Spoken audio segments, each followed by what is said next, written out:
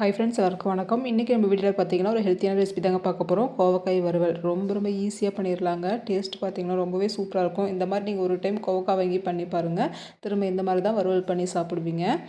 வாங்க கோவக்காய் வறுவல் எப்படி பண்ணுறதுன்னு பார்ப்போம். நான் வந்து ஒரு 1/2 கிலோ அளவுக்கு கோவக்காய் வாங்கியிருக்கேங்க. இதை வந்து நல்லா கழுவிட்டு இந்த மாதிரி 4ஆக கட் பண்ணி எடுத்து வச்சுக்கலாம். இப்போ கோவக்காய் வறுவல் பண்ணுறதுக்கு ஸ்டவ் ஆன் பண்ணிவிட்டு ஒரு கடாயை வச்சுக்கலாங்க. இதில் 1/2 ஸ்பூன் அளவுக்கு காஞ்ச கொத்தமல்லி சேர்த்துக்கலாம். 1/2 ஸ்பூன் அளவுக்கு சேர்த்தா போதும். இதோட 1 ஸ்பூன் ஜீரகம் சேர்த்துக்கலாங்க. கொஞ்சமாக ஒரு 1/2 ஸ்பூன் அளவுக்கு கடலைப்பருப்பு சேர்த்துருக்கேன். இதோட பார்த்திங்கன்னா ஒரு 1/2 ஸ்பூன்லேருந்து 1 ஸ்பூன் அளவுக்கு நம்ம வேர்க்கடலை சேர்த்துக்கலாம். நம்ம சேர்த்துருக்க எல்லா பொருளையும் அடுப்பை சிம்மில் வச்சுட்டு மெதுவாக வறுத்துக்கலாங்க. பருப்பு பார்த்திங்கன்னா சீக்கிரமாக கரிஞ்சு போயிடும், அதனால் அடுப்பை சிம்மில் வச்சுட்டு வறுத்துக்கலாம். இப்போ பாருங்கள், இந்த அளவுக்கு வறுத்தா போதும். இதை வந்துட்டு நல்லா ஆற வச்சு பொடிச்சு வச்சுக்கலாம். இப்போ அதே கடாயில் ஒரு 2 ஸ்பூன் அளவுக்கு எண்ணெய் விட்டுருக்கேன். எண்ணெய் பார்த்திங்கன்னா அதிகம் தேவைப்படாது, 2 ஸ்பூன் அளவுக்கு விட்டுக்கலாம். எண்ணெய் சூடானதும் நம்ம கட் பண்ணி வச்சுருக்க கோவக்காய் சேர்த்துக்கலாங்க.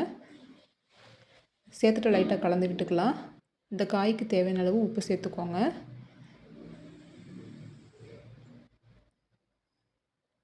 உப்பு சேர்த்துட்டு திரும்பவும் பார்த்திங்கன்னா கலந்து விட்டுக்கலாங்க. இந்த வறுவல் பண்ணுறதுக்கு தண்ணிலாம் எதுவுமே சேர்க்க தேவையில்ல. இந்த எண்ணெயிலே பார்த்திங்கன்னா நம்ம காய் வேக வச்சு வறுவல் பண்ணிக்க போகிறோம். இந்த மாதிரி நல்லா கலந்து விட்டதுக்கப்புறம் மூடி போட்டு வச்சுக்கலாம். அடுப்பையும் சிம்மில் வச்சுக்கோங்க. காய் நல்லா வெந்து வரணும். இடையில மூடி திறந்துட்டு கலந்து விட்டுட்டு திரும்பவும் மூடி போட்டு வச்சுக்கலாம். பார்த்திங்கன்னா தெரியும், காய் ஓரளவுக்கு நல்லா வெந்திருக்கு பாருங்கள். இன்னுமே காய் வந்துட்டு வேகணும். திரும்பவும் மூடி போட்டு வச்சுக்கலாம் கலந்து விட்டுட்டு. இப்போ பார்த்திங்கன்னா காய் பார்த்திங்கன்னா நல்லா முழுமையாக வெந்து வந்திருக்கு. கரண்டியில் இந்த மாதிரி வச்சு நசுக்கும் போதே தெரியும். அப்படி இல்லைன்னா ஒரு காய் எடுத்து சாப்பிட்டு பாருங்கள், நறுக்குன்னு இல்லாமல் இருக்கணும். இப்போ வந்து இந்த ரெசிபிக்கு தேவையான அளவு மஞ்சத்தூள் சேர்த்துக்கோங்க. கொஞ்சமாக மிளகாத்தூள் சேர்த்துருக்கேன். காரத்துக்கு தகுந்த மாதிரி மிளகாத்தூள் கூட குறைச்சி சேர்த்துக்கோங்க.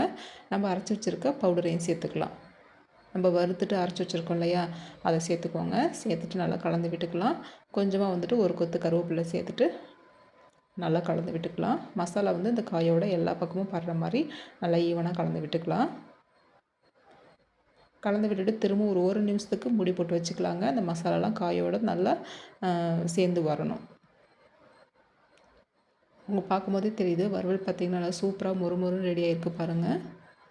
நல்லா மொறுமொறுன்னு வேணும்னா திரும்பவும் கூட நம்ம மூடி போட்டு வச்சுக்கலாம். நல்லா மொறுமொறுன்னு இருக்கும். இந்த கோவக்காய் ஃப்ரை பார்த்திங்கன்னா நல்லா தயிர் சாதத்தோடு சாப்பிட்றதுக்கு ரொம்பவே சூப்பராக இருக்குங்க. சாப்பிடாத பசங்க கூட ரொம்பவே விரும்பி சாப்பிடுவாங்க. தயிர் சாதத்தோடு இந்த கோவக்காய் ஃப்ரை செஞ்சு தரும்போது எல்லா வெரைட்டி ரைஸ்க்கும் ரொம்பவே நல்லாயிருக்கும். கண்டிப்பாக ட்ரை பண்ணி பாருங்கள். ட்ரை பண்ணி பார்த்துட்டு எப்படி இருந்ததுன்னு கண்டிப்பாக கமெண்ட்டில் சொல்லுங்கள். இந்த வீடியோ பிடிச்சிருந்ததுன்னா கண்டிப்பாக லைக் பண்ணி ஷேர் பண்ணிக்கோங்க. நம்மளோட வீடியோ தேவி கிச்சன் ரெசிபீஸை புதுசாக பார்க்குறீங்கன்னா கண்டிப்பாக சப்ஸ்கிரைப் பண்ணி வச்சுக்கோங்க ஃப்ரெண்ட்ஸ். தேங்க்யூ.